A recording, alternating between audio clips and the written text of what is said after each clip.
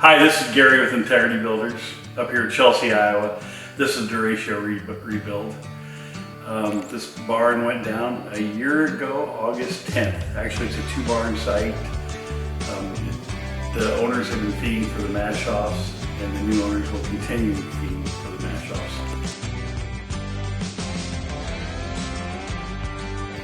Like I said earlier, on August 10th, 2020, both of these barns in this site were flat. There was livestock in them. The owner was actually here at the time, and it was quite a harrowing experience. I was there that following night, actually that night when they were loading pigs out. The next day, looking around at the damage, and it's I don't know if we have any before and after pictures, but it's quite unbelievable of the damage and destruction that was in this area. This barn used to be a curtain-sided barn and a tunnel barn. We converted it to the Maschhoff spec, which is a solid-sided barn with the tunnel curtain on the end. It's 2 rooms, 1,200 head per room. And we installed EIP Gating and Omara feeders. And it is fast alley gating now for pre-sorting. And they'll divide your pigs up in groups. We also, with the Maschhoff barns today, we use the Space Ray Defender Radiant Heat. There are heaters all the way down this line that are able to get warmth from the baby pigs, building a constant temperature. On new builds for solid wall barns, we always pour a 4-foot concrete wall and then build above it. Since this barn was a rebuild, we brought our glass board down to the top of the 24-inch stem wall, and then for added protection we put a hog panel on it, a 2x4 grid hog panel, to keep this glass board protected as livestock will be against it. There are 10 windows now, 1 window per pin down the side for additional light. And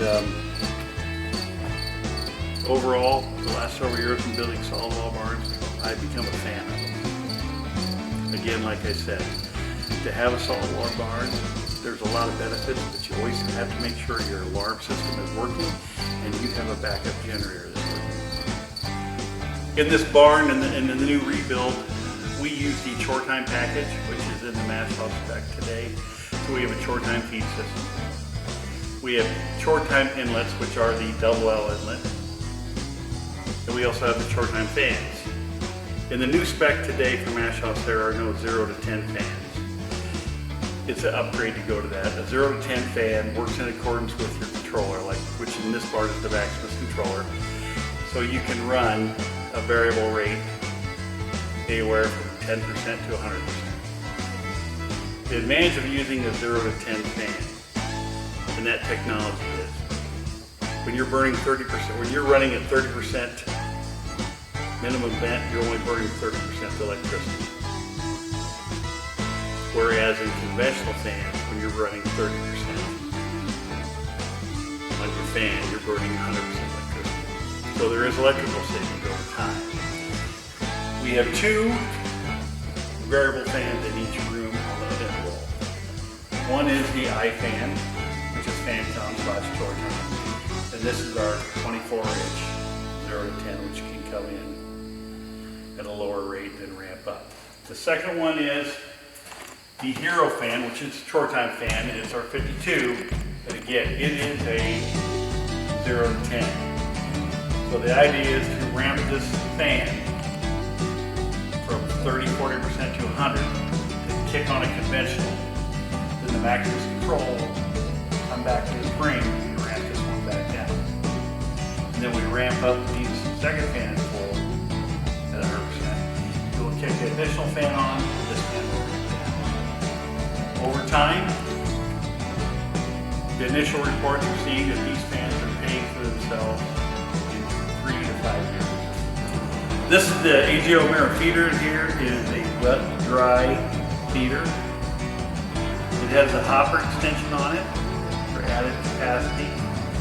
With the hopper extension inside is a door that you can flip up and slide down, which will shut the feed off in the front part of the feeder. So when we have pigs pre-sorted, you can run them out of feed back and forth. Here is the Chore-Time feed system with the Flex IR Chore-Time feed sensor to shut feed off. This barn is equipped with EIP Gating. We use EIP Gating in 90% of our jobs, almost 100% of our jobs.